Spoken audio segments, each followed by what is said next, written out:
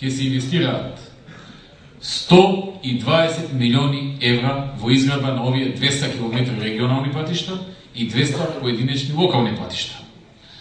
Втор крупен проект е концесиите на неколку крупни автопатски решенија. Тука веќе објавивме меѓународен повик за прибавување на понуди за концесионер кој што би инвестирал во изградба и подосна користење на тие патишта, кои што се следните. Има две фази. Во првата фаза влегува коридорот 8, тоа е патот Крива Паланка Куманово, кој треба да стане автопат, зборам сега за автопати. Второ, бидејќи од Куманово до Гостивар веќе имаме автопат, вториот би бил од Гостивар, Кичево, Струга, Охрид, албанска граница. Тоа е коридорот 8. И се разбира отворање на поголем број на технолошко-индустријски развојни зони и индустријски зони. И исто така планираме во иднина да се најде можност и овдека во Кичево да се отвори технолошка индустријска развојна зона. Знам дека тука имавме многу проблем да најдеме слободно земјиште.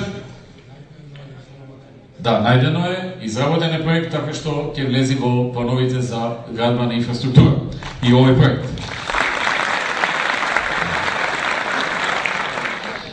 Воведовме една друга значајна мерка за оние граѓани кои што по долги години не успеа да скрпат пари, да дојдат до купување на нивното дворно земјиште.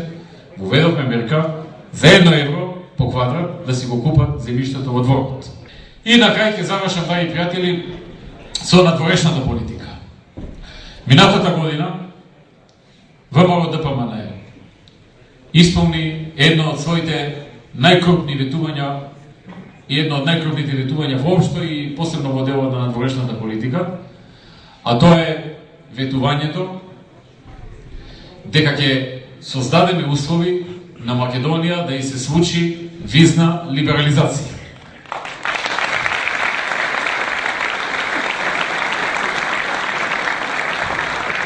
Тоа веќе и го имаме.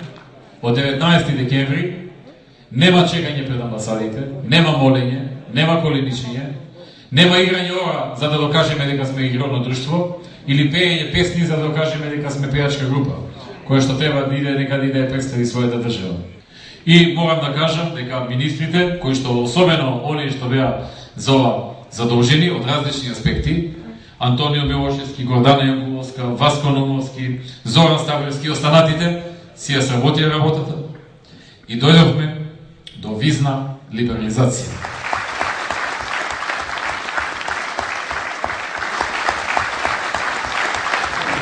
Знаете, кога ВМРО ДПМН е на власт во Кичево, на централно и на локално ниво, градот живее, на граѓаните им се гледа насмевка на лицето, се враќат надежта.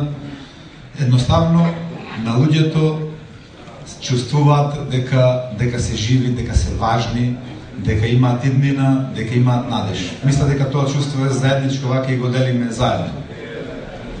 Сега, не е причина само за тоа што денес меѓу нас во Кичево е премиерот на владата на Република Македонија, господин Никола Груевски, со сите министри, со тројцата вице-премиери, со сите заменици министри, државни секретари и така натаму и така натаму. Значи, има работи кои што се направени, кои што владата на ВМРО ДПМН ги направила во овој период за ова вака да бидат и да бидат навистина секогаш добредојдени меѓу нас. Се градат во самиот круг на касарната, од прилика веројатно преку 100 стамбени единици станови за професионалните војници и за офицерите кои што се на служба во касарната во Кичево. Јас работам во образование и не ми смета да бидам малку погласна. Се надевам да ме слушате. Да, одлично да слушам. Чест ми е да ве поздравам што сте во нашиот град во ваков состав, ама не изненадување, бидејќи сте познат по уникатност во настапите. Така да непосредноста меѓу владата и граѓаните уште еднаш дојде во преден план. Рековте дека кризата во 2008 ви зари нож, меѓутоа не ви клекна на колена, што значи дека вашите проекти и понатаму главно врват. Јас ги поддржувам речиси сите, меѓутоа на 3 ќе се задржам вечерва, Скопје 2014, само со една причина, затоа што представува без разлика колку кошта, ќе биде национално богатство што ќе го оставите за себе. Значи, тоа не е, цената во тој случај не е битна. Вториот проект е трето дете. Јас сум личен застапник за тоа, бидејќи сум мајка на 3 деца, немотивирана материјално. Значи, претходно тоа го имам и да знаете дека поддршка за младите да напредуваат во бројноста на семејството, богат човек е човек кој што има бројна фамилија. И третиот проект е знаењето е моќ, и тука сум застапник бидејќи сум академски граѓанин со 2 факултета. Господине премиер, за жал нашиот министер не е тука за образование. Работам 18 години во подручно училиште и сум добар рибар. Меѓутоа, јадицата постојано ми се сема во која смисла дека јас сум вешт рибарна страна, некој друг треба да се обешти да лови риба во градските училишта. Не сакам никого да го обвинам, меѓутоа тие се 18 години, а се во прашање квалитети, со 2 факултети, со други квалитети, не сум само јас, голем број наставници така стојат на маргините. Зошто? Затоа што нема законска регулатива да бидеме покриени. Тоа ми е предлог и барање до вас. Не е во законот за основно образование да направите, не да ме заштитите како коварни мечки, меѓутоа нешто да дојде, да имаме некоја мала предност во конкурс. Значи, благодарна за сугестијата, односно за предлогот. Сами да кажете дека законски тоа не е предвидено.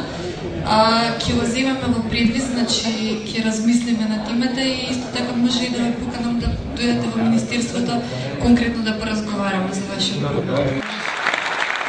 Ова што го напишам во својата програма, секој ден ми стои на масата и што ми тежи е што има доста проекти уште за завршување, но јас се надевам со оваа динамика што ја имаме дека доста од овие проекти што ги започнавме ќе ги завршиме, а и дел ќе завршиме и проекти што не се напишани во програмата. Јас уште еднаш ќе повторам тука, се што е до мене и до мојата администрација, јас ќе го сработам. Дали е навечер, дали е дење, дали е ноќе, останува тоа што не е завршено е некаде во министерствата или некаде кај некои администрации што не го ја завршиле својата работа. Јас уште еднаш ви ветувам дека се она што го ветив, што е до мене, ќе го сработам. Тоа што не е до мене, е до овие луѓе тука,